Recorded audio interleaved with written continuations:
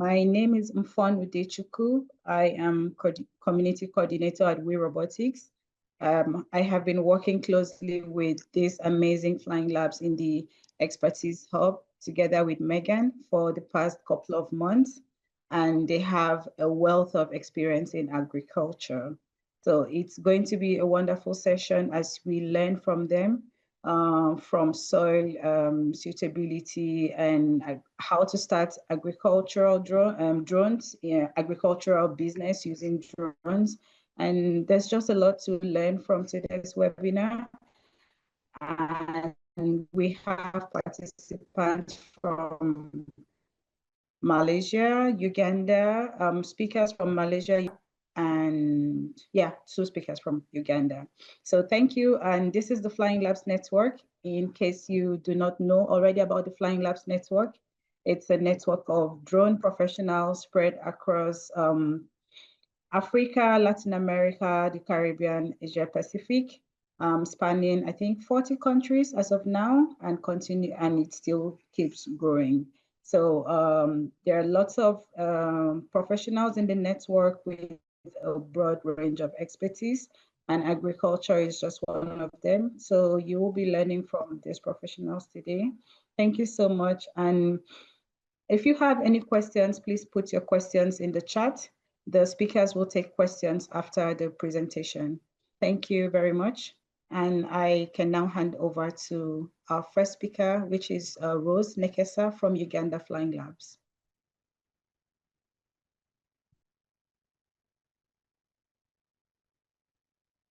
Hello, everyone. Good afternoon, good morning from wherever you are tuning in from. Thank you so much for joining us today in this session. And I am Rose Nekesa from Uganda Flying Labs, as earlier introduced by Mofan. And I'll be sharing with you about soil suitability analysis using UAV data. So a brief introduction of this amazing topic is that Uganda has a background of agriculture. Our economy is built on agriculture, and coffee is one of our top export crops. So soil health really comes into play because it influences the yield and the quality of the coffee produce.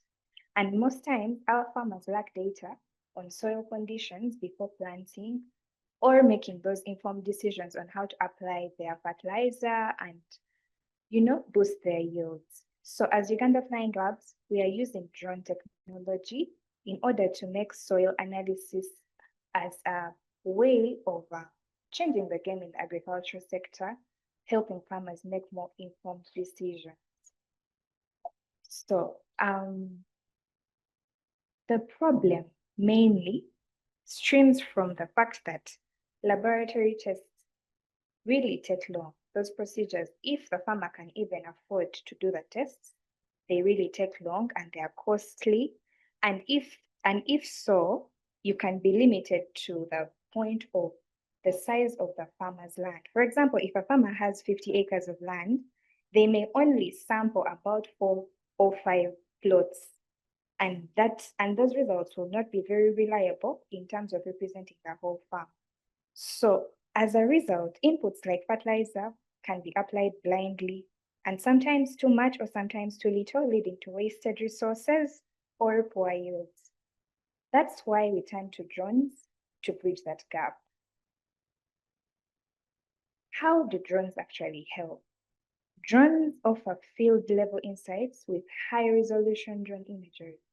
That means that if the farmer has a large farm that is spanning about 50 acres of land, and we fly the drone over that land and do analysis using the different soil indices, we can be able to make some decisions that would help the farmer know their soil fertility.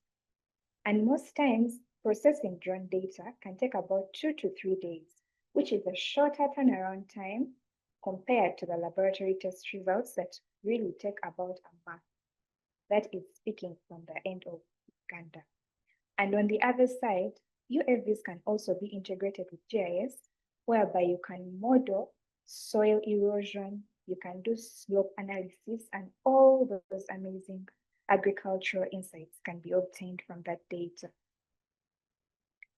In our case, we did a study on a farm called Riziki Farm, and this farm had the farmers' interest in that they wanted to perform soil analysis for specifically planting coffee. So we were able to integrate UAV data and also perform some soil validation data by picking soil samples from the plot that we flew over, so that we can compare and validate how reliable is this drone data in regards to the laboratory tests.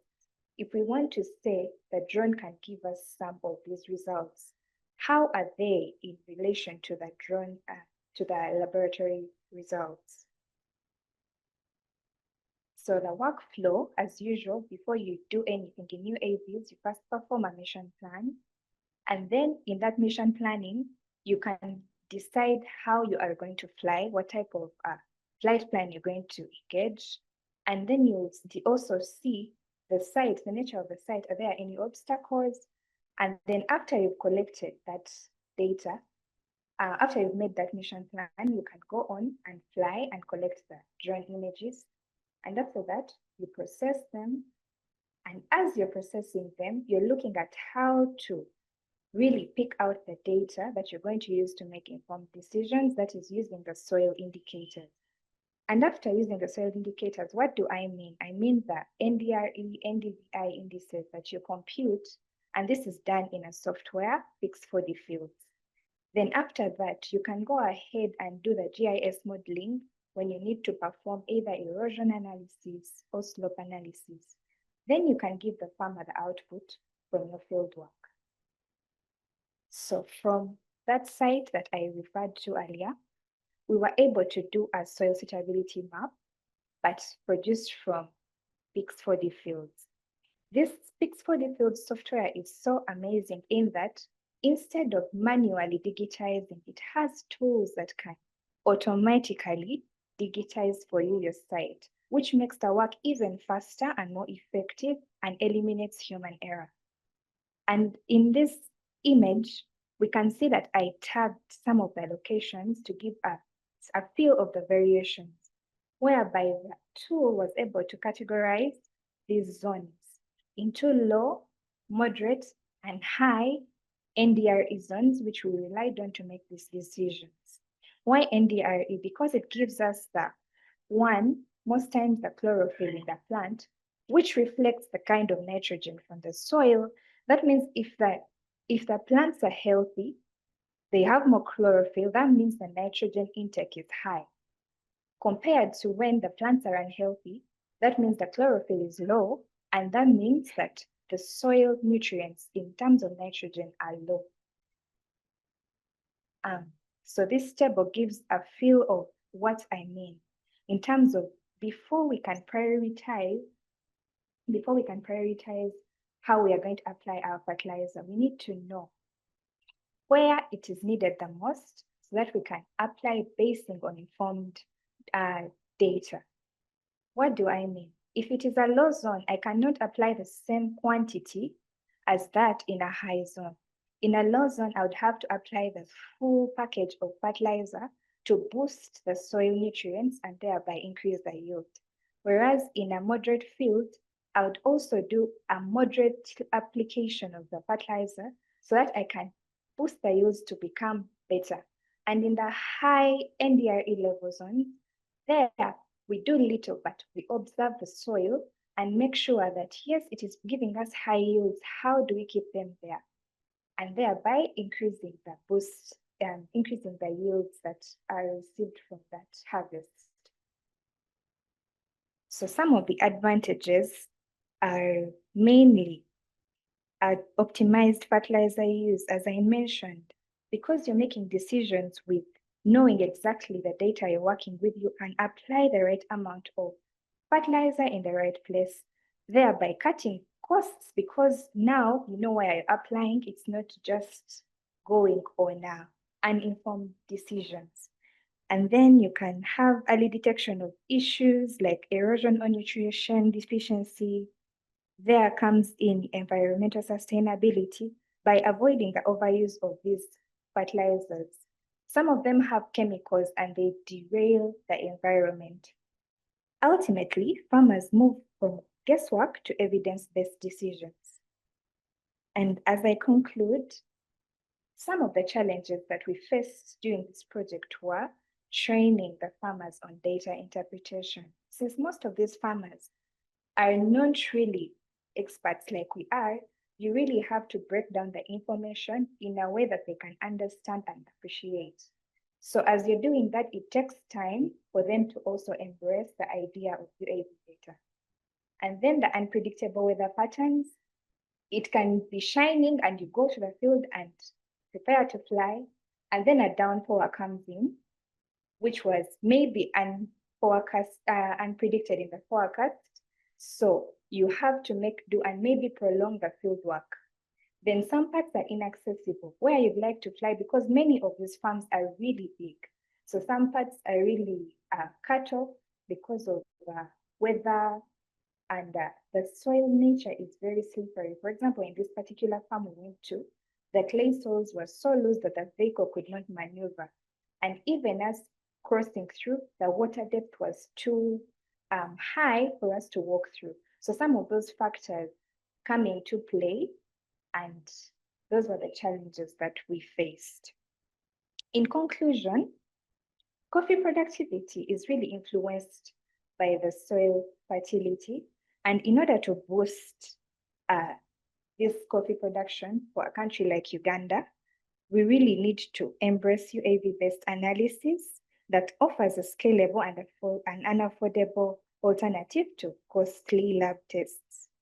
And this can allow farmers to align their crops with the soil suitability, resulting into healthier plants, more consistent harvests, and stronger livelihoods. Thank you very much for listening to me. I'll be happy to take any inquiries. Thank you.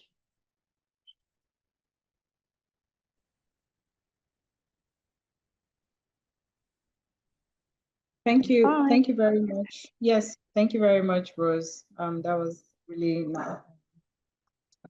So if anyone has questions for Rose, feel free to put them in the chat. We'll take your questions after.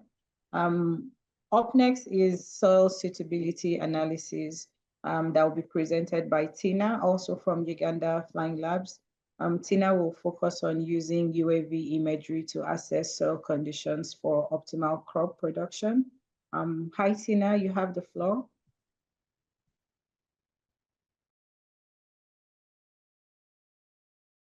Thank you so much, Mufoni, and thank you everyone who is on this platform. My name is Tina Mutavazi. Good afternoon from Uganda. That's what I can say for now, depending on where you are. I'm going to be talking about the agriculture project which we did as a data service model for the Uganda Blue economy. And this settles down to fish zoning and governance. That was the purpose of this project. However, there were quite a number of things we also had to pull in for our output.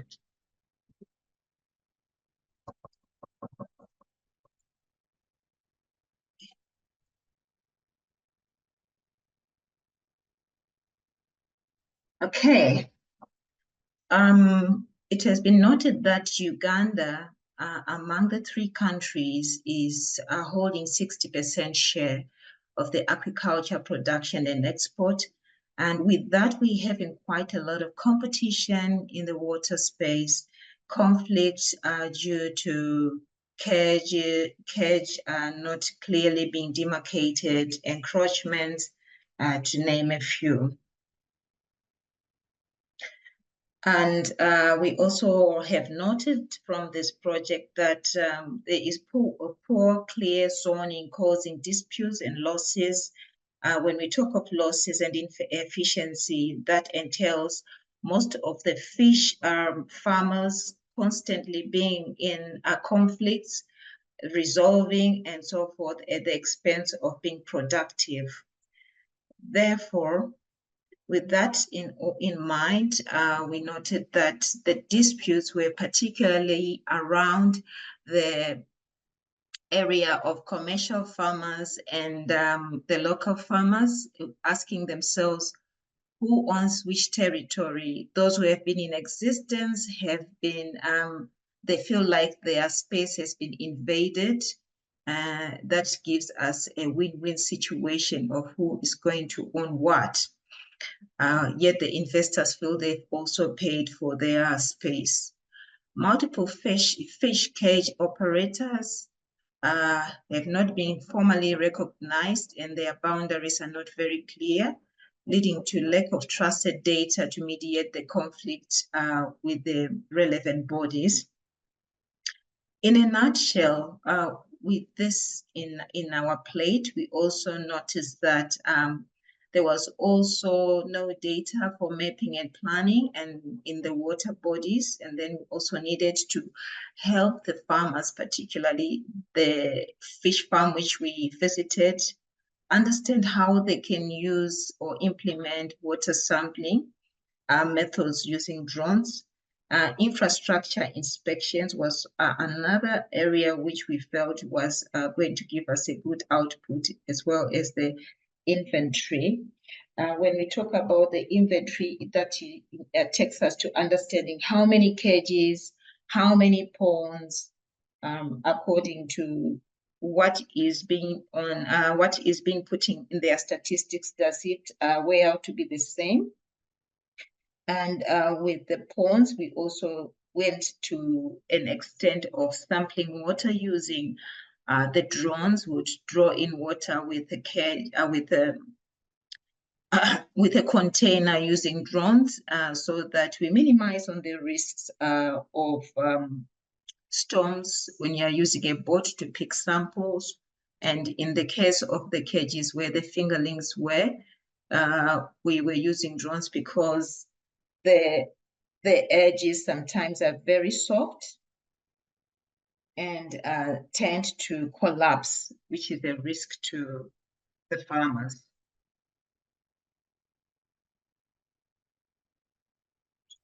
Okay, so how we did it, we captured aerial images of fish cages and surrounding waters. Procedure produced accurate maps showing who occupies which area, and we provided evidence for stakeholders and authorities. In this case, the stakeholders was the commercial farmer and some of the local farmers whom he has given a few cages to man in order for them to have harmony. So I'll just show you how we did it instead of breaking down.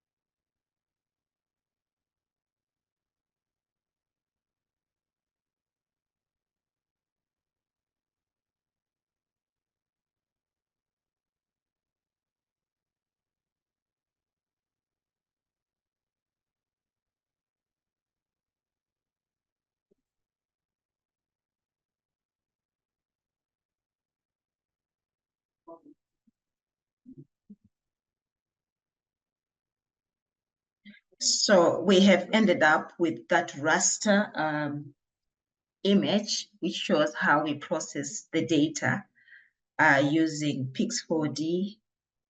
The output for some of the images is not going to be shared because that was data meant for the client and is not for public disposal. So we clearly demarcated the boundaries, and this helped us in this zoning to reduce on disputes. And this, by and by, will promote equity in shared waters. It will support government regulations and also intergovernmental regulations, bearing in mind that Lake Victoria, where it was our point of interest, we have 3 stakeholders sharing the lake, and we hopefully would want to do the same in different other parts of the lake.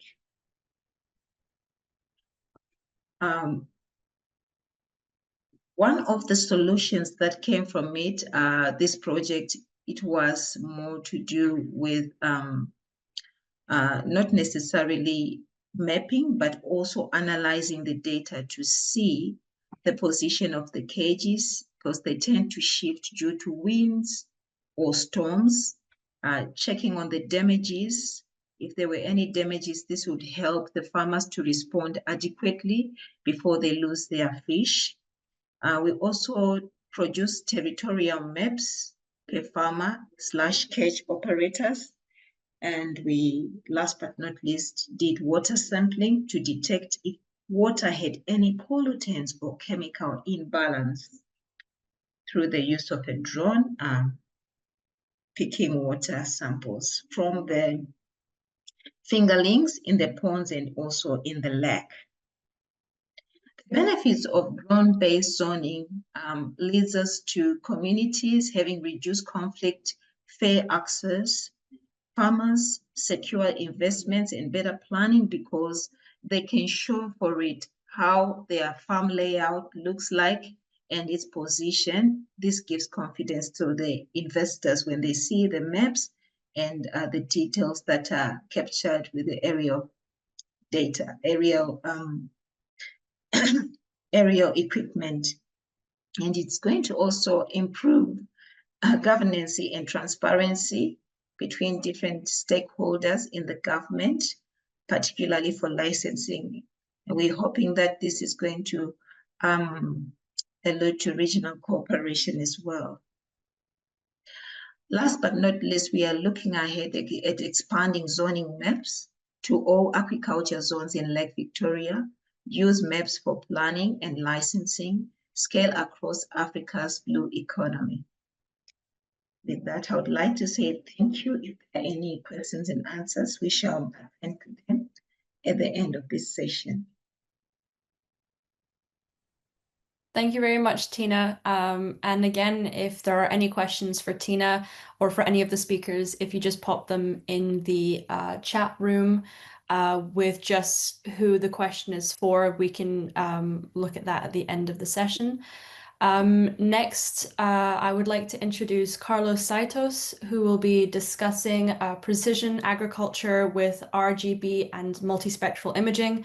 Carlos is from Costa Rica Flying Labs, and I will hand over to him now. Hello, thank you very much for the introduction. Let me share my screen here, please. Okay.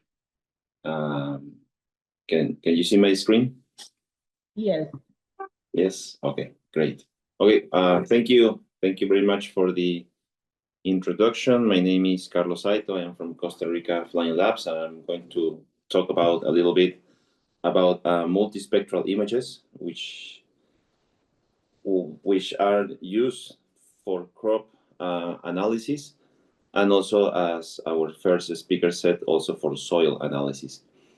At the end, I'm going to do a small demo on the PIX4D Fields software that we usually use for this type of analysis. So first of all, we need to understand that we need to give value information to the farmers, okay? Because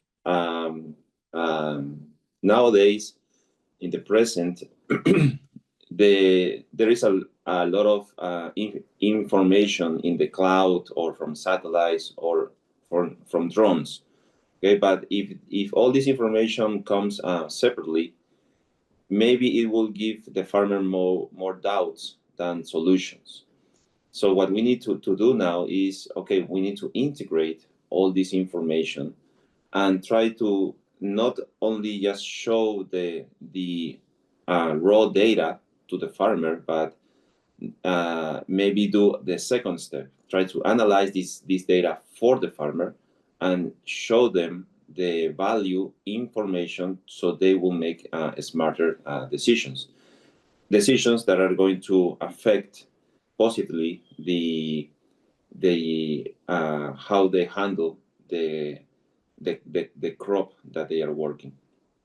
So we need to understand that we are working with the reflectance of the light. So each material, in this case the vegetation, is going to reflect the light in a different way, depending on if it is a dead vegetation, stress, or healthy vegetation.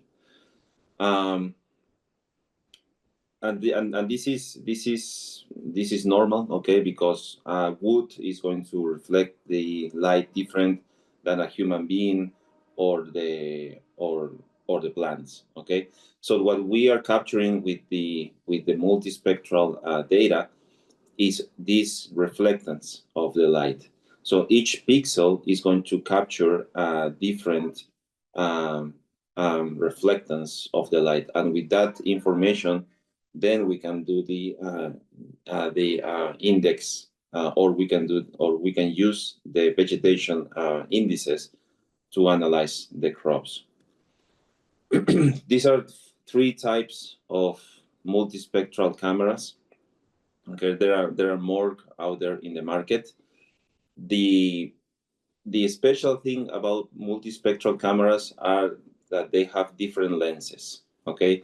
And each lens is going to capture the light on that specific light, okay? So if I have a lens for the near light, okay, that is going to only capture that type of light.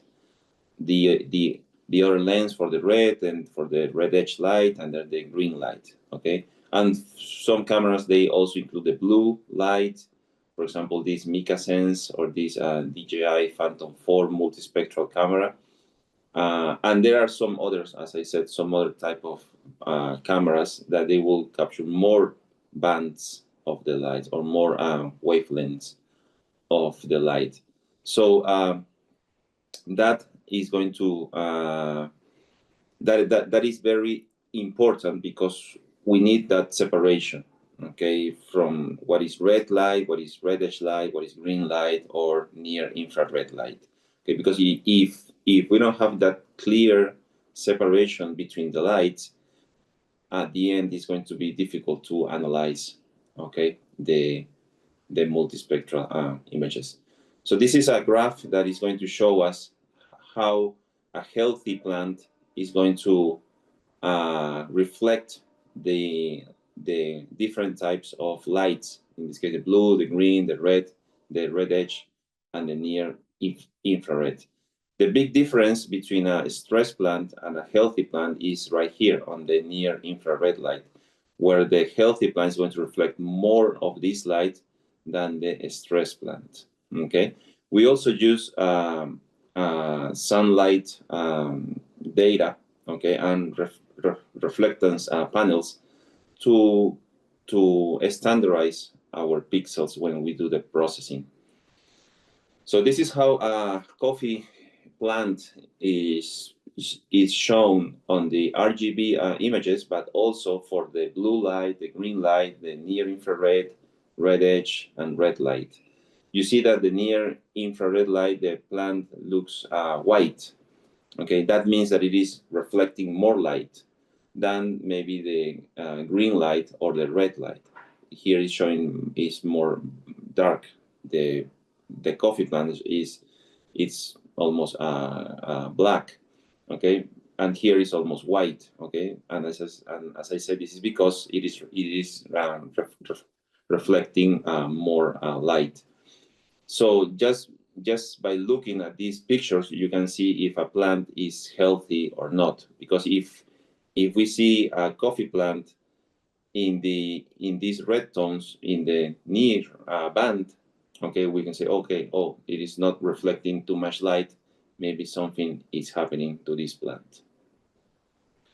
And then with this information, okay, with this reflectance, as I said, each pixel has a reflectance value. We can calculate or we can use these mathematical formulas to calculate the vegetation indices. And there are hundreds of vegetation indices, okay? This is the most common one, the one that you will see in most papers, the NDVI, okay, which uses the near and the red light, but there are more of them, okay? As I said, there are hundreds of vegetation indices, depending on the vegetation that you want to work with, or also the type of analysis that you want to do.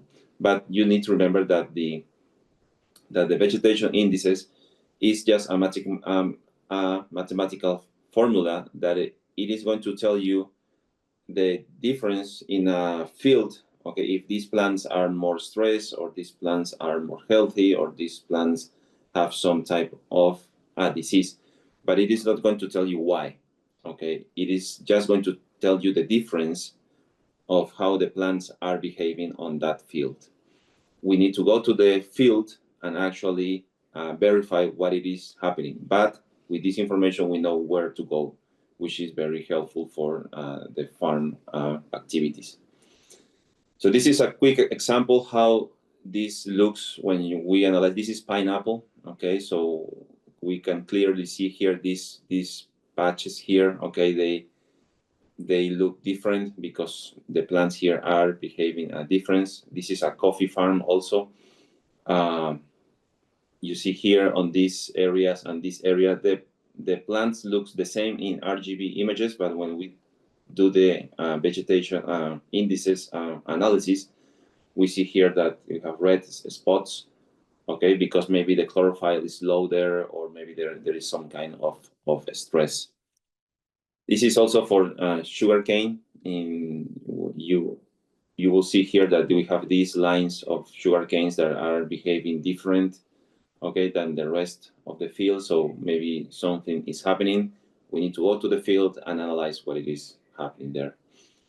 And if we have these tools to count the plants, we can give each plant a behaving factor. Okay, so maybe red is bad, blue is good, yellow is okay. Okay, but we can analyze each plant individually, which at the end is a good assessment of what it is happening on the field. Okay, we can do this for coffee, for pineapple, and citrus, and some other plants. Okay, now let me run a quick example on PIX4D Fields. Let me stop the presentation here and go to PIX4D Fields here, okay? The first example that I want to show you, and we use PIX4D Fields for most of our analysis, especially when we work with multispectral images, but we can also work with satellite images in PIX4D Fields, okay? And I'm not going to show you the details, okay, because I don't have too much time, but I just want to show you how the software works, okay? So if I draw a boundary here, for example, just this square boundary here, and I click OK, and I give this name, okay? The software is going to analyze this area, and it's going to download satellite information, images in this case, from the Sentinel constellation, okay? So if you don't have a drone with a multispectral camera, you can still use PIX4D Fields because, as I said, it will give you, or you can use satellite images. So we have here, for example, this is from the 21st of August. We have a image here. This is the NDVI image, and this is the RGB image, okay? Then we also have from the 26th of August, the 28th, and the most recent one will be the from 2 days ago, the 15th of September, okay? We will not use this one, for example, because this one is covered by clouds. By 57% of this image is covered by clouds, as you see from here. Okay, or maybe this one is 100% covered by clouds. So we will not use this one either. But it will show also the ones that are good for analyze. So we can use this information, we can export this information to other software, or we can analyze more in depth these images here also in PIX4D Fields. Let me go back to other examples. For example, here I also have a wheat detection example. This is a pineapple crop, or a pineapple block, okay? And you clearly see here how these are wheat plants for the pineapple block, okay? So I want to quantify, or I want to detect these wheat plants here. So I am only using an RGB image, okay? I'm not using a multispectral image. So let's say I'm going to use this one from July. I'm sorry about the Spanish letters or words there, but I'm going to do the translation here. So this is the limit or the boundary for this block, okay, the one in blue. And I am using this magic tool, okay, and then I'm going to go here to continue. Here is asking me to draw these cells, so I am going to put them as small as possible because the plants are very small there, and I'm going to reorient this grid so it is aligned with the block, and I'm going to click continue here. It's going to prepare the grid, and I'm going to give it a name. So I'm going to put wheat detection here, okay, and I'm going to start the magic, okay. Start the magic here, and I'm going to select, okay, with blue circles, the plants or the areas that I want to detect. For example, this, this, and this. And with yellow, I am going to select the ones that I don't want to detect, for this, this, and this. And then it's going to auto-select the rest of the field. It does a really good job, okay? Actually, if we can leave it like this, okay, we can say that we have detected most of the wheat here, okay, but maybe you see, okay, but we are missing this spot here. So, okay, if that is happening, we go with the blue circle again, and we select this, and then with the yellow one, we say, okay, but we don't want to select this, okay. So we can actually work with this, okay, give examples about what we want to detect and what we don't want to detect. But with the first impression, I think it is good enough. So we can do a cleanup. So the next step, it will be a cleanup, okay. Maybe we don't want to include these squares here, so we delete them, okay. So we delete this square. We can do a cleanup, as I said, okay.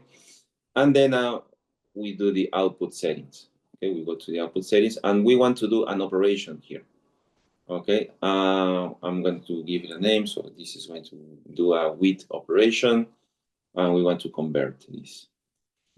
And we are going to use this operation for liters per hectare. So we are going to apply herbicide here to kill these plants, basically, okay. So we go here to continue, okay, and here we can say, okay, how much liters per hectare we want to apply to this area, okay. As if you can see here, only the purple, okay, is selected, okay. So let's say, I don't know, I'm going to put just a random number, let's say 20 liters per hectare, okay. So at the end, we can export this operation, okay. We can export this operation for different type of drones or machines, okay. Maybe we are using the DJI drones.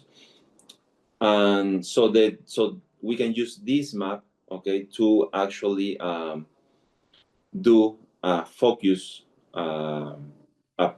application. Okay, so when the drone flies through this line, for example, it is only going to apply in these purple areas. When it goes through here, it's going to close its sprays, and here is we will open them again. So we can do a spot application or focus application. And the last example that I want to show you is this one. This is for variable applications, okay? So here we have used vegetation indices, which is the NDRE or the NDVI, okay? And with these indices, okay, with our multispectral camera, okay, this is the orthomosaic, okay, and then we calculate the NDVI or the NDRE. We can also calculate more indices here, okay. We can calculate more indices here. These are the ones that come for default, or we can actually, I don't know, if I want to calculate the Osabi, we can also do that, okay. But with this, okay, we can also do an operation, in this case this, okay. So we have grouped the pixels in 5 categories, okay, depending on the vegetation, on the value of the pixel. And then we say, okay, for each zone or each area, I'm going to apply a different amount of fertilizer, for example. So for the red areas, maybe the red areas are soil, so we don't need to apply anything because we don't want to waste our fertilizer there. But for the orange, maybe I want to apply 40 liters per hectare. Maybe for the yellow, a little bit less. For the greenish, maybe 20, and for the green, maybe 10. So we can also export this to our drones or machines, and then when it goes through this field, it will only apply on the green areas 10 liters per hectare, and on the orange 40 liters per hectare. Okay, so that will make a variable application, so we don't waste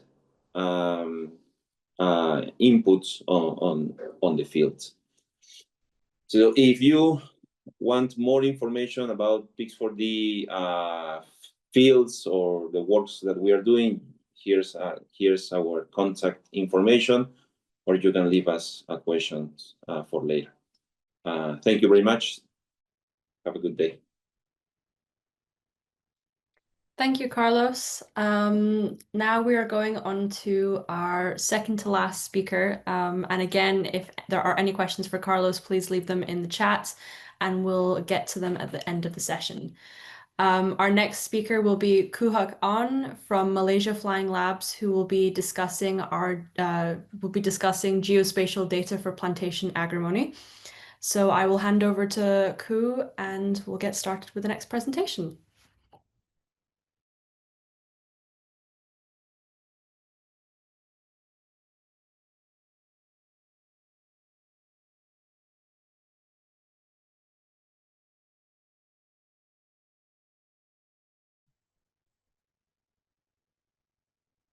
Unmute. Okay, can everybody hear me? Yes, we can hear you. Okay, good. So I'll proceed with my presentation. I will try to get through my slides in a fast clip because a lot of what I am sharing has been shared by the earlier speakers. So my topic is actually use of unmanned agriculture systems in plantation agronomy. As you know, Malaysia is very prominent for oil palm production. So I'll be focusing a lot on oil palm as a crop. But the agenda for today is use of drones generally in digital agriculture, application of drones in oil palm plantations, and then I'll try to lay a roadmap for smart farming, how we can have a digital farm. A little bit about myself. I'm the coordinator for Flying Labs Malaysia. I've been involved in agriculture for the last 20 years. In remote sensing, in advisory for sustainability and waste management projects, environmental management, use of agriculture biomass for biofuels, biofertilizer, and bioproducts, and also urban farming. I have trained in agriculture in the last few decades, and right now I also look at agtech in a manner that would encourage innovation. So we look at sustainable innovation as well. Um, Having said that, um, we look at digital agriculture now. Uh, there are many applications for digital agriculture, and as you can see here, land monitoring, crop area estimation, cropping system and analysis, soil mapping. I won't go through all of them. Um, but what we see that there are many types of drone applications. The first phase is actually data drones, an area that we are working on currently when we talk about plant health assessment. And after analyzing plant health, we look at application, the intervention of measures taken to restore plant health or avert disease mitigation, and then to actually protect the crop from any external methods like wildlife and predators. Lastly, there is integration of digital agriculture. We talk about planting, seeding, harvesting drones, IoT sensors, and that will be phase three. Uh, I believe there's a lot of technology now being developed for this. It's not all matured yet, but given time, there will be some bots and robotic improvements that would not only help farmers from the sky, but on the ground as well. Now, in terms of agronomic interpretation and intervention, flying drones over a farm is actually the more manageable part where we capture the data. Um, Processing the data, as Carlos has mentioned earlier, into a usable format is the next challenge. So you need to bring up the correct software. The most difficult part is the agronomic interpretation and intervention. One must have an understanding of the agronomy of the particular plant we're talking about. In my case, we are looking at oil palm. And as the earlier speakers have mentioned, they look at coffee, pineapple, sugarcane. One must have a competent knowledge of each of those crops so that when we study the data received, we can make the correct agronomic interpretation and recommend the right intervention. And as you can see, there are many application drones that have been used, but they're limited by flying time and payload at the moment until we have breakthroughs in terms of the batteries and the weight that they can carry, flying time as well as weight. But overall, everybody agrees that for very small farms, they are labor saving and they can actually make the farm more productive and more efficient. So the typical services for plant health assessment, you can do area mapping, you can provide services in the context of improving yields, monitoring for agronomic threats to production, recommending best practices. In the case of oil palm, we utilize the UAVs for getting or securing RGB, NDVI, and thermal samples across the fields in all the selected fields. Then what we can do is direct scouting zones, on-ground scouting zones for field analysis and other health impact indicators. This is mostly what we call ground truthing. And compare between the two, make assessments on the productivity levels and intervention on how to improve them. Uh, and for example, we can actually have the information delivered to you in handheld telephone, mobile phones or tablets. Such programs and such devices exist now. Dashboards which the farmer, the plantation manager can now access the information that is already secured or processed up in the cloud and downloaded to the field where they can compare what they have in terms of what they see as map and against what they see on the. So for our purposes, we have been using EVs. We have two separate types of EBs, and you can see here we have the multispectral, and as was explained earlier, we capture the right wavelength to determine the NDVI value. And in the case of oil palm, we look at the area of Malaysia and Indonesia. We account for about 15-20 million hectares of this crop alone, which is quite large. Hectareage is now expanding in Africa and in Central America, South America as well, where oil palm can grow. So there's a lot of examples or expansion of assessment for plant health and yield estimations.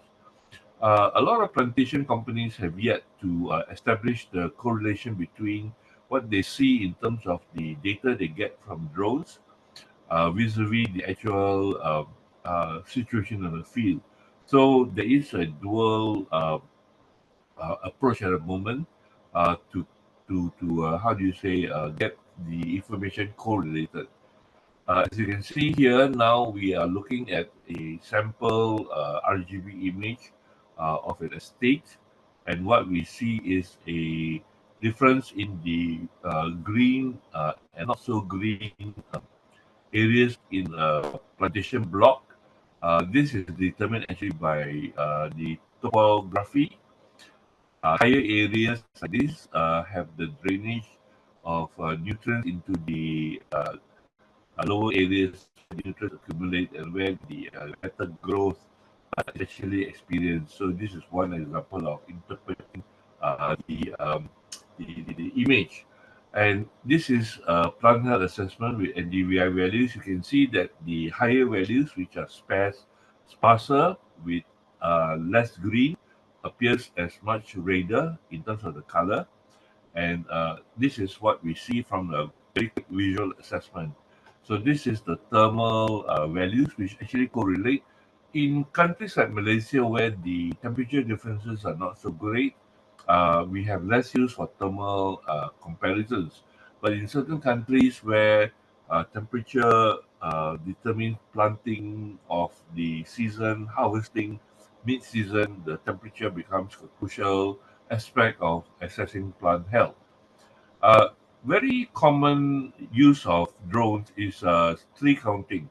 An oil palm stand can last for 25 years, and we basically have to know the population of a certain block. So a block like this, we need to identify how many stands are there in a certain block. So in this case, we have a particular block of 36 hectares, and there are 4,661 stands, determined by an analysis of crown of the oil palm tree, and they are basically represented by the green dots, as you can see there.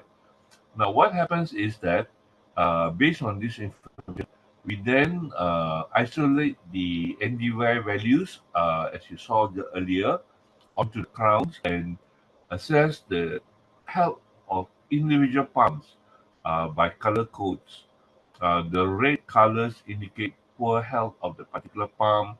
The green color or the blue color indicates healthy palms.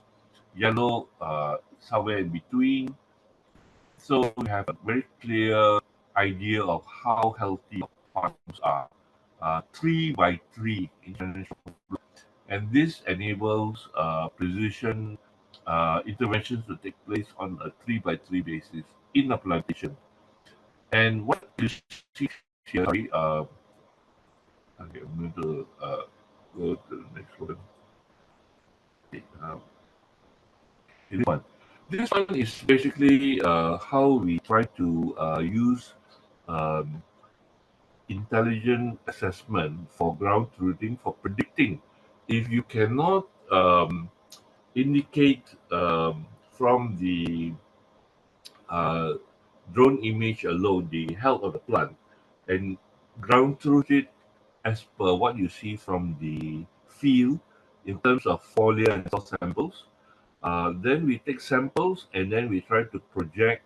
As you can see here, we take samples of, let's say, about 60 farms in a certain area, and then we project the health in a certain formulation algorithm that could give us a prediction of how healthy the entire plant is. So in this, we populate the software with machine learning and enable AI to basically, how do you say, predict the health of the plants. As you can see here, a healthy oil palm and a not so healthy oil palm. And then we can compare basically between the thermal, the RGB, and NDVI images on your dashboard. And this is the type of image we get.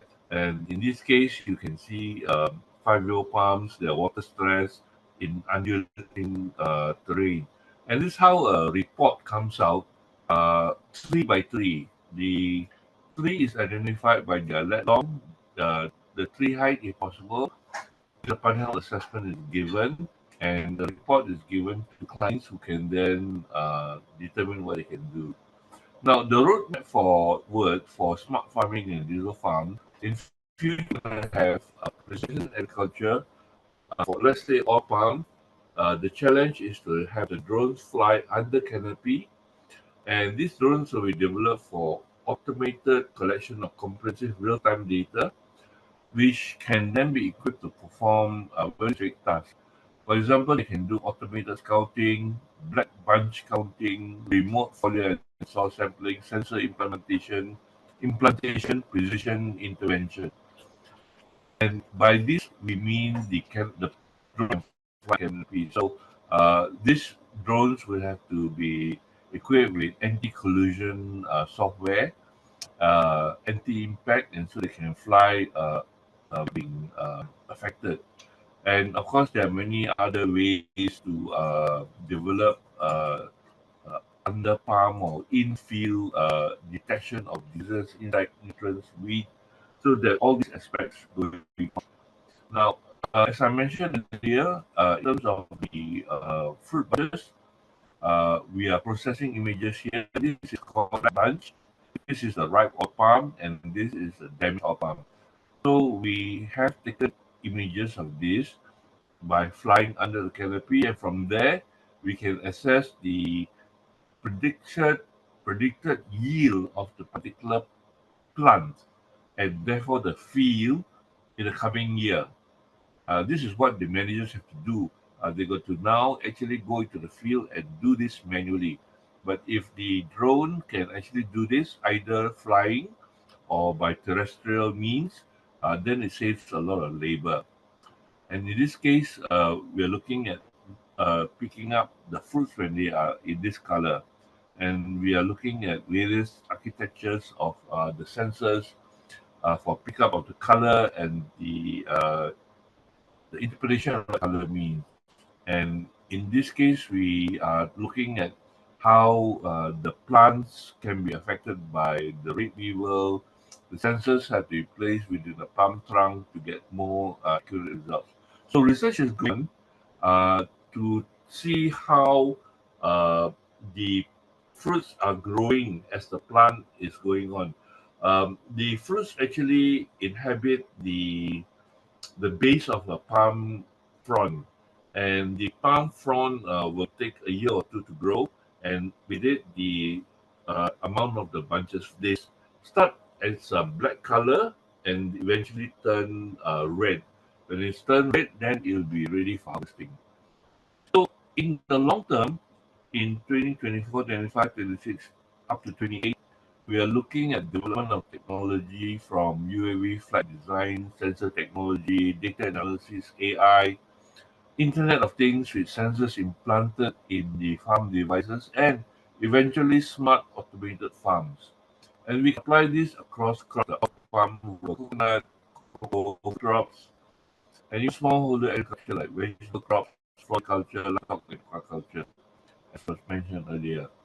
So with that, I'd like to thank you for listening. Um, and I'd like to welcome questions if you have any, and we'll be ready to respond to you. Thank you very much. Thank you very much. Yeah. Yes. Thank you so much for the great presentation. And now to wrap up today's webinar, we have Tawanda closing in on the business side of drones in agriculture. Hi, Tawanda, you have the floor now. And again, if you have questions, please put them in the chat. We have already seen a few questions come in. After Tawanda's presentation, the speakers will be addressing your questions. Thank you.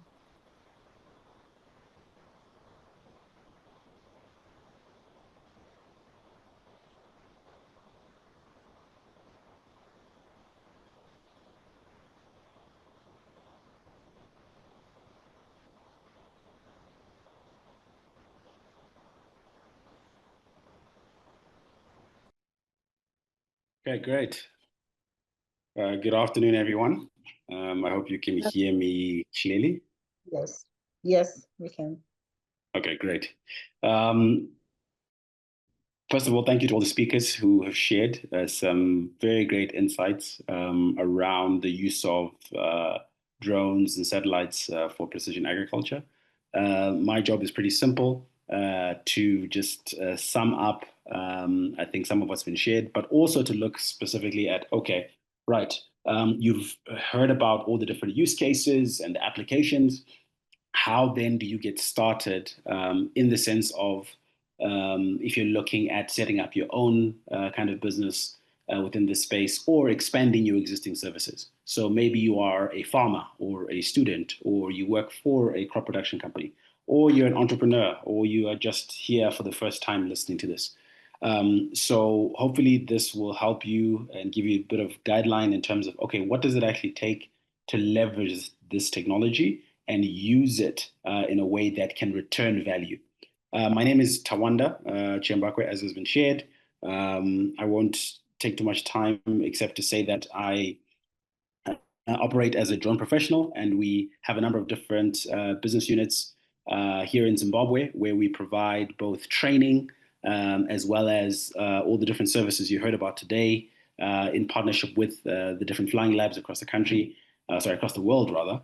And we are here really to build capacity, particularly in the local context and in the regional context, to ensure that farmers, entrepreneurs, students, business leaders, anyone who wants to leverage the technology for smart agriculture, for farming, be it government, nonprofit, private business, we're here to support from a technology perspective, from training, and also just from growing from that perspective. So what I will be sharing about is going to touch on a number of different things. And to start off with, you've heard about the opportunity. I can't, repeat a lot of what's been shared because I think you've seen it for yourself. Okay, there is a market need for drone technology in farming. I think now in 2025, regardless of which country you're in, you would have heard about drones being used for various things. And in particular, what we were discussing today when it comes to farming, the applications are pretty clear and straightforward. What we want to do is to ensure that we can boost our crop production, thereby increasing food security. Ultimately, that is done and achieved by leveraging technology to increase yields, obviously reduce costs, help farmers have the right information to make data-driven decisions. I love the presentations today from Tina and from Carlos, who were showing us about all the different data sets and how you can use it.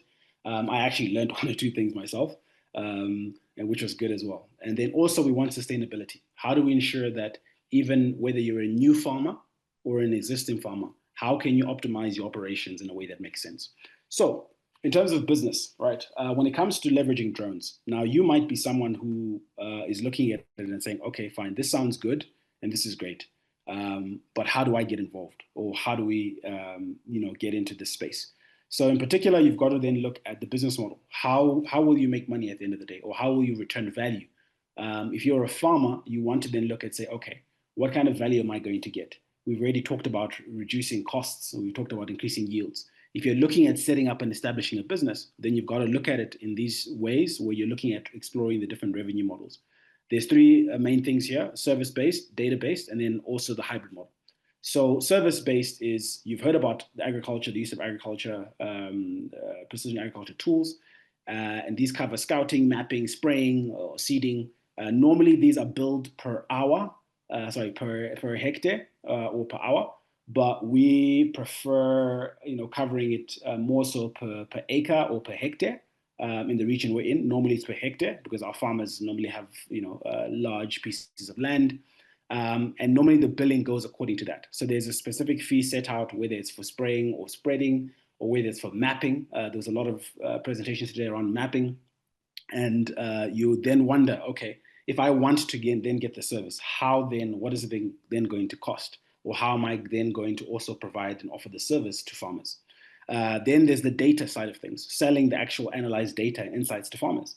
Now, this can work whether you're using satellites or using drones. You can then sell a finished product where you potentially work with a group of farmers, or farming cooperatives. You bunch them together in a particular region. You map out a large area, you get the data sets and these maps for larger areas, and then you can parcel out those insights as data. So you carry the cost of gathering the data and information, processing it, and then what you sell is the analyzed data. That analyzed data also has value, particularly if you're going to work with either private corporations that fund farmers. It could be banks, it could be governments who also give out loans to farmers. They would have need for this data and information. They want to know what the yields are potentially. Insurance companies as well want to be able to get that information for them to secure whatever kind of financing or insurance they're going to secure on the farms. Then obviously you have the hybrid model where you offer both services as well as detailed reports, where you are the one who's going out and providing the service, or you offer just the report and the reporting aspect of it. Moving quickly, some of the things to take note of is the equipment side of things. The essential equipment, you've heard mention in the different presentations, you heard about mapping drones, you heard about spraying drones.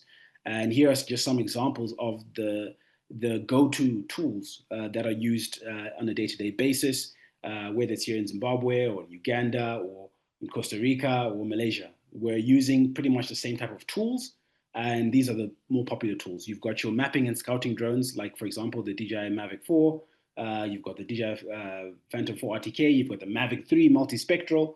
In the middle there, you can see the spraying drone, that big kit there with the generator and the batteries. That's a pretty big kit. And then you also have to, take into consideration things like the different sensors that you want to be able to get these plant health assessments. I think Carlos did well to show us the different sensors that are available. Those are sold separately or sold as a fixed payload on the different platform that you're going to get. We also talked about software, so the data processing. Oftentimes, there's a lot of focus on the hardware in terms of the drones. But as you can see, and what you probably learned is that PIX4D Fields and other software platforms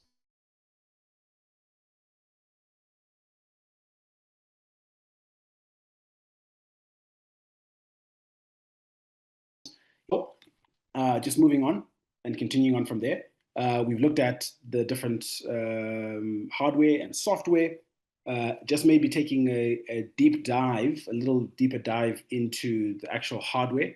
One of the drone platforms that's really, really popular is the spreading and spraying drones. And I'm profiling these two in particular because these have ultimately become game changers. Previously, farmers, used to doubt when we first got involved in the agriculture drone space just before COVID, around 2019. Farmers were very apprehensive. They didn't want to, adopt the technology. And we had to literally convince them to say, look, this is the future, this is the way to go. Fast forward now, you have platforms like this. Currently, right now, the more popular model, or the model that's out there currently right now, is the DJI Agris T50. That's the one that's being used the most.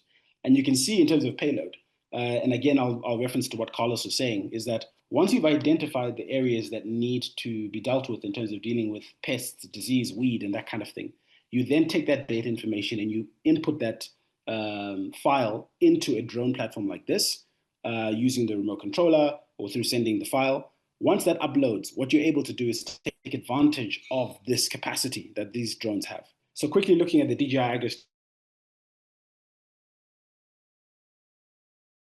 T50 and the T100, right?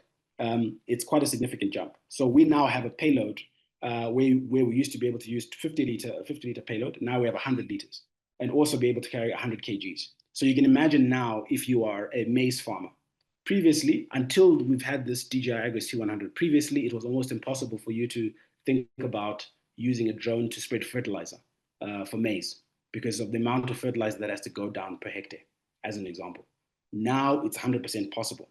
Now, in a very real sense, the farmer has to make a decision between, am I buying a tractor or am I buying this drone platform?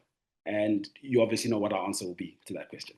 So moving right along, in terms of sensors, I won't spend too much time on this. I think it's already been talked about, but these are the different sensors you'd have to invest in.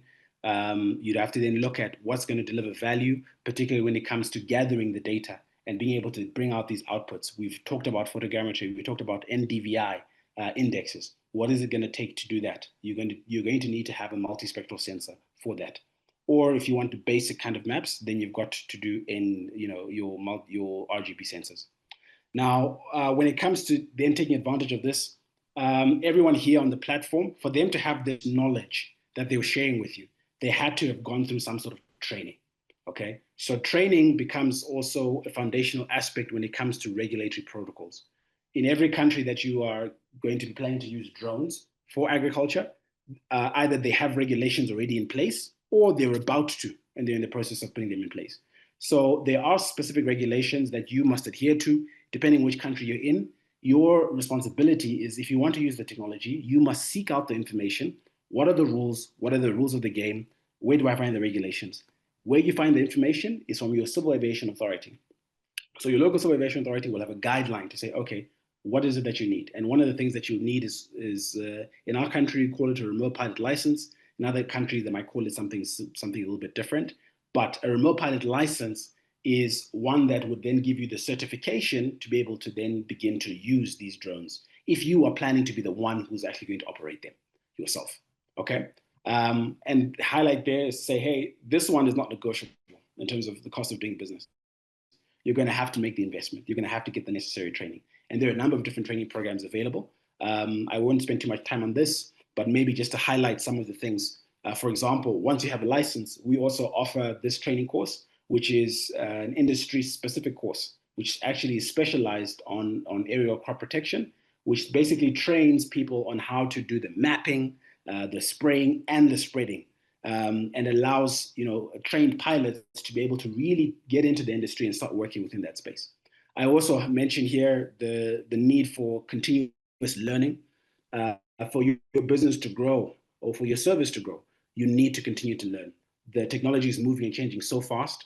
There was mention of PIX4D Fields. Before, we used to just use PIX4D Mapper. There's other software that you can use, so many different types of software that you can use. And you've got to constantly be learning and seeing what makes sense, what's working. Especially now in the age of AI, there's a lot of platforms now that can do a lot of the work even faster than what we are currently even looking at right now. So you've got to have that attitude of wanting to continue to learn. Also, stay connected so that you can have a competitive advantage. Connect to different forums. The very fact that you're on this webinar is already an amazing step towards you being able to maximize the value of everything you've kind of seen and learned, and how to actually deliver value when it comes to precision agriculture. Some of the other key regulations as well that you'll find when you do your own research is things like your BVLOS, which we call beyond visual line of sight. This is for operations and flights where you want to fly over a large area. We talked about mapping. So the drones normally have limitations in terms of how far you're allowed to fly with certain approvals. So if the further you want to fly, the more approvals you need to get, right? Because there's a lot more risk involved within that space. You also have to get airspace restrictions because a drone ultimately is an aircraft and it operates within the airspace. And that means you then have to connect to the owners or the managers of the airspace, which is your Civil Aviation Authority. So make sure you always check for that. Make sure you're cognizant of people's property, understanding the rules for flying near, people above people's heads, above people's property, privacy rights. These are all things you've got to take into consideration when you're setting up your own drone business. In terms of the actual flow chart from field to the actual reports, there've been examples of this. I think Koo gave an example of this as well. But particularly when it comes to the business end of things, you've got to really work hand in hand, obviously, both with your clients, as well as working with the Civil Aviation Authority, which is your regulator. Then everything else follows, where you capture your flight, you process your data, you analyze, and then you can deliver your insights and reports to the farmer or to yourself. So what are the costs? Please note, these costs are not exhaustive. These are just general costs so that you guys have some sort of an indication. The costs have evolved over time. because the technology is getting better and the drones are getting bigger and more capacity, I can definitely tell you the price tag of some of these platforms has definitely moved quite significantly, both in an increase as well as in some cases decreased over the last 6 years in us using this equipment and this technology and delivering it to farmers. So generally, drones and sensors and software and subscriptions, you're looking at between 7 to about 30,000. I know it's a bit of a wide range, but that covers both your drones for mapping as well as the spraying drones, for example. This doesn't, however, cover the Agris T100, which I was highlighting, because that one's going to cost a lot more than that, just for context. Training and licensing. Training is one aspect. So training will set you back between about, maybe I'd say $2,000 to $3,000 in total. And then the licensing aspect, this is licensing you obtain from your Civil Aviation Authority and any other local licensing you might need as well to establish your business or to add it as a service or a department.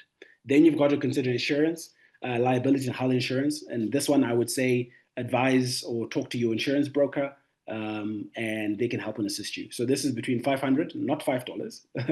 That's a mistake there, but between $500 and about $2,000 a year, depending on what kind of equipment you have in your fleet.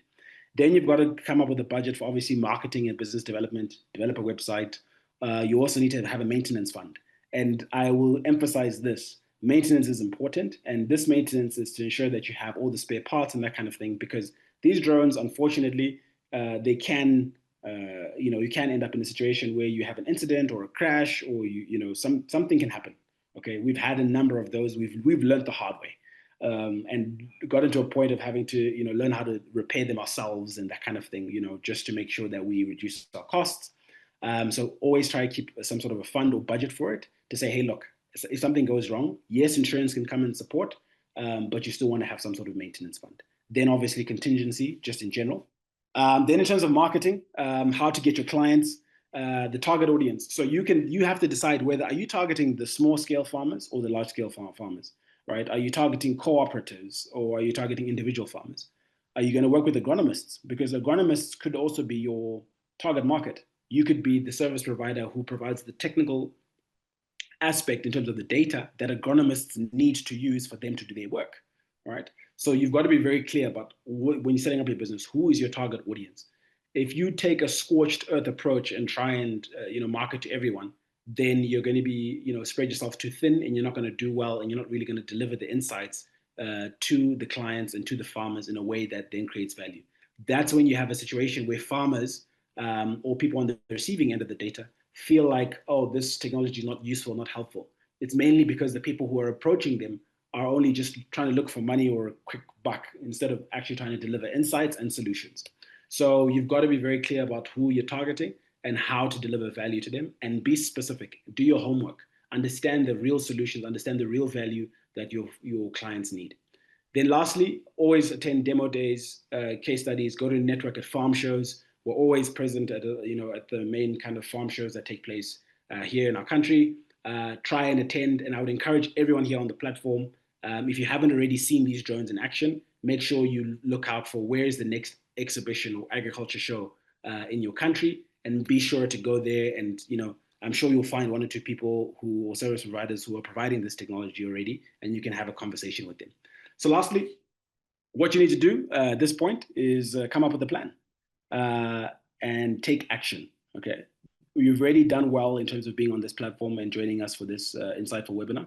The next thing you need to do now is do your research your local market, understand the regulations, get training done, and get your MAPADA license, develop a business and financial plan, invest in the right equipment, and then launch and start marketing your services. So this is just a sum up of what potentially it would take, and we are more than available to answer any other questions or guide you on any specific details around this, whether it's a service, whether you're starting it as a business, or whether you just want to add it as another department within your already existing operations, or if you just want to buy a drone and have it and you're a farmer, right? So I think that's it for me. I think I'll hand over to the facilitators now and open up the floor to any questions that you might have on any of the presentations that have been shared today. Thank you. Thank you, Tawanda. Yes, so now that we've had all of the presentations from all of our wonderful speakers, we will now be opening the floor up to questions. I am aware that we are squeezed for time, but if everyone's happy to stick around for a little bit longer, then I'm sure we can just quickly go through the questions that have popped into the chat, the meeting chat. So far we have a couple questions for Rose, Carlos, and Tina. So I'll start with the first one, which is for Rose. This one's from Leka, and it's to clarify if you flew over bare or vegetated soil. And I think it was just for clarification. So if Rose, you could answer. Okay, thank you very much. Thank you to all the speakers that have shared. And in answering Leka's question, yes, we flew over a ground that had crops that were between early and then late to mid-growth stages. And it's also going to link it to the other question that you also addressed to Carlos. These indices do not have a one-fits-all application, one-size-fits-all. You apply the index depending on the kind of analysis you are going to do. So particularly for this analysis that we did using the NDRE index, it was to assess that the soil was not bare. Just for clarity, the soil was not bare. It had some vegetation that was between early and then varying between early to late growth stages. So yes, I hope I have answered Leka's question.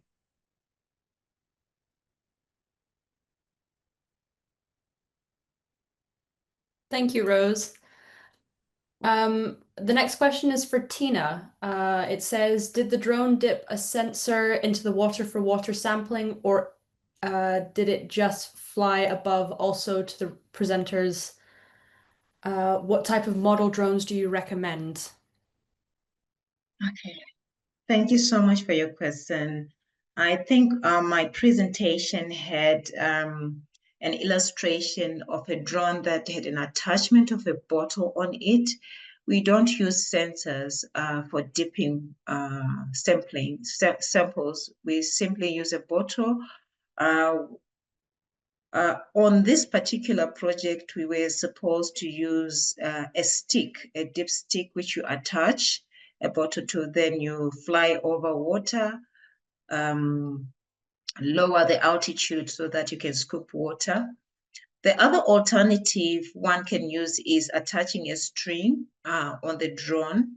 Then you fly over the water, scoop the water with your bottle, whatever bottle you have, as long as it is open enough and not too heavy, it will do the job.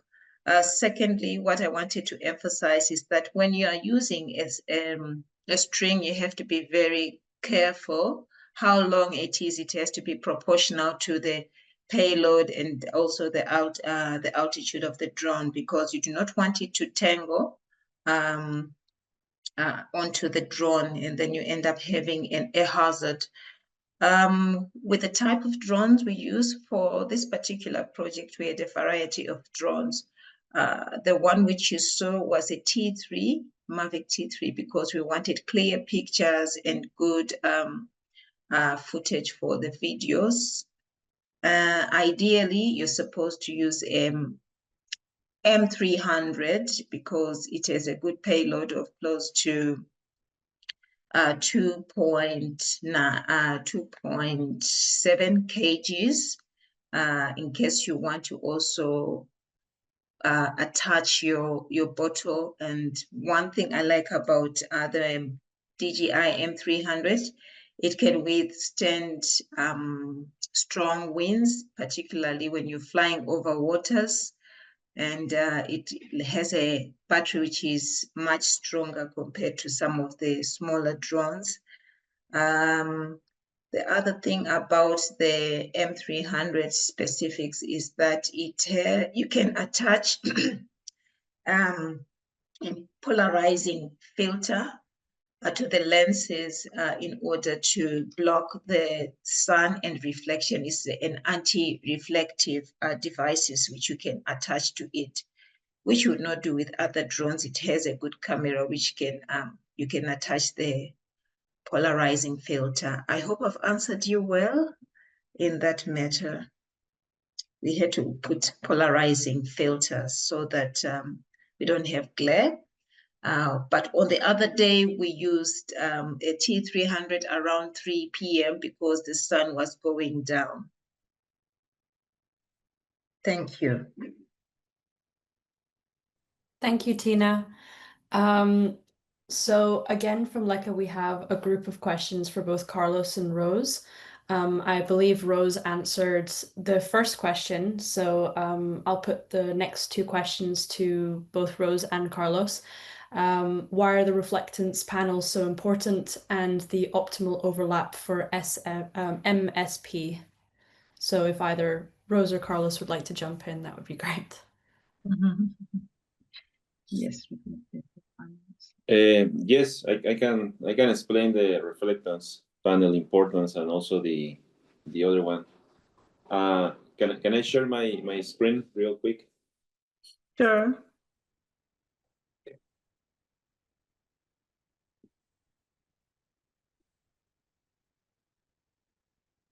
Can you see my screen? Yeah, we can see it. Yes. Okay, great. Okay, the reflectance panel is important because here I have the reflectance panel that we use. Okay, and you see this is a gray area. Okay, so this is the reflectance part that is going to reflect the light. Okay, and at some intents. Okay, so as you see from this image on the presentation, you see that the multispectral images are presented in gray scale. Okay, so each pixel here is in this gray scale tone. So if I give the software this gray area here, and I tell the software, okay, this gray area has this amount of light reflected, okay, and then the software look for this same gray color in these pixels on these images, it will have like a first input, okay, to calibrate the image. So it will say, okay, this gray, you are telling me that this color of gray has this amount of light reflected. I'm going to look for these pixels here, and then I'm going to and then I am going to calibrate the rest of the pixels using this first input that you are giving me. So that's why that's one of the reasons why it is important to use the reflectance panel. The other reason will be to standardize, because when you fly, maybe today you will have some type of light on the field, maybe you fly tomorrow, different type of light, and so on. So if you want to standardize all of these images, because the different type of light, because maybe one day you flew in the morning, the next day you flew in the midday or so. So in order to standardize all the light there, the reflectance panels is also a good option.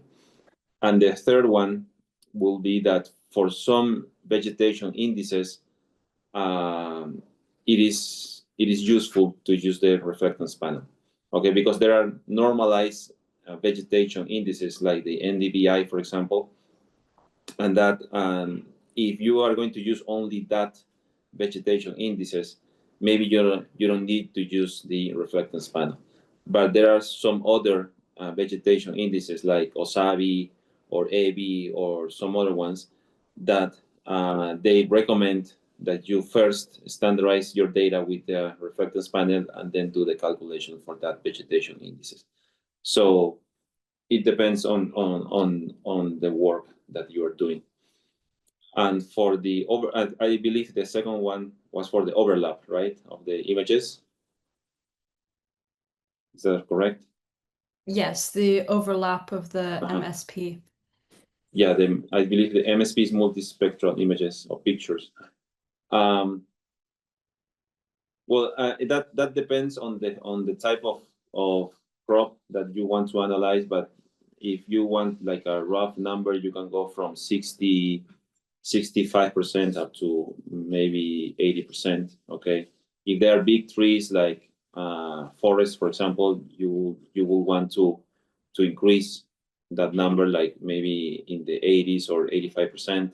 If it is something like coffee, for example, we use like 65, 70%. Pineapple, we use the same 65, 70% for that number. So it depends on the situation. And also your flight altitude and your flight speed also. I hope that helps. Thank you, Carlos. While we have you as well, there's another question that focuses on whether what software or application is used to count plant population. Okay, that's a good question. There are some tools out there. For example, counting things. That's a very popular one here, for example, but we don't use it. but I know some people have used it. There are some models also in Esri, in this software RGs that are used to count things or count plants.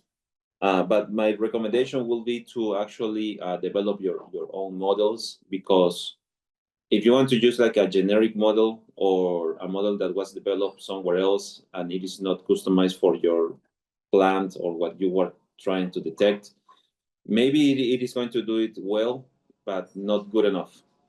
Okay, so if you want to do it for a special crop or for a work that you are doing, I will suggest to develop your own model, because I mean the type of plants or the size, the greenish, all that characteristics of the plant maybe are unique for your area, so you have to customize that model. So that will be my recommendation, to work on that. But if you want to start with some generic models, like you can try this counting things software, or the Esri models that there are also on the RG's platform.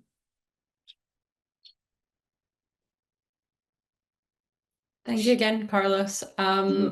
It seems in the question or in the chat box that we have one final question that can go either to Ku or to Carlos again, revolving around how effective is synthetic aperture radar data in monitoring crop health, and can it be complementary to indexes such as NDVI? So I'll leave that to either Carlos or Ku to answer, seeing as it was for you. I can leave Ku to answer that. I don't want to answer all the questions, but I don't know if he can do it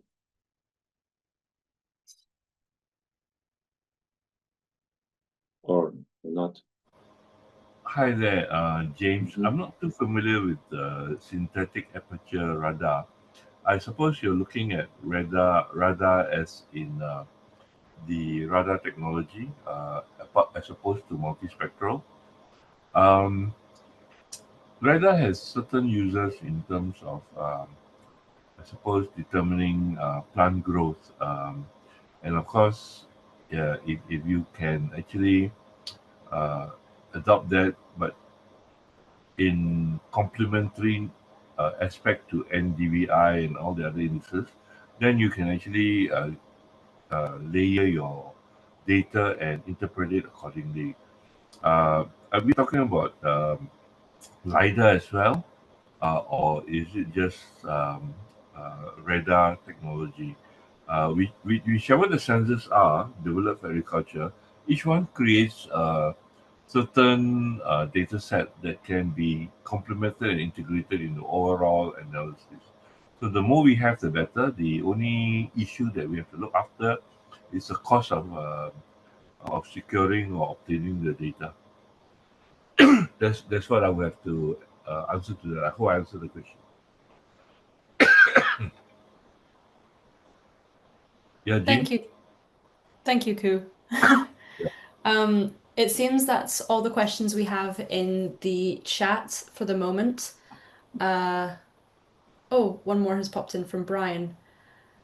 Brian's curious to know if the software can be able to identify pests, diseases within a plant. And is there a pre-trained model that can be able to do this kind of work? I don't know if this is more geared towards Rose. Okay. I'll jump in here, Megan. Yeah, of course. Pests and diseases will cause the NDVI or any of the vegetation indexes to be affected. You won't have the green come out as clearly, and you see damage indicators in the other colors, and you can actually identify that this is affected by pest and disease. But you would not be able to identify the specific antigen or the specific pest or disease until you do ground truthing. You can only analyze the effect of the pest and disease upon the plant.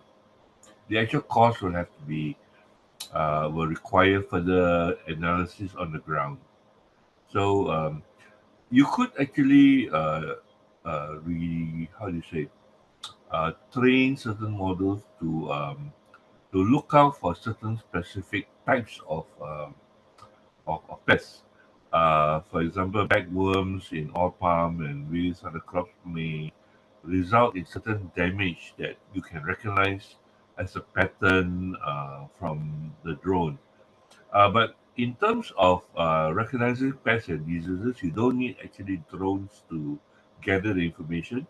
You can use handheld devices to look at how leaves and fruits may be damaged, and then you can identify the pest and the disease from the way the damage is affected on the plant. But this need not be using drones. It can be handheld, terrestrial, or various other means of collecting the information.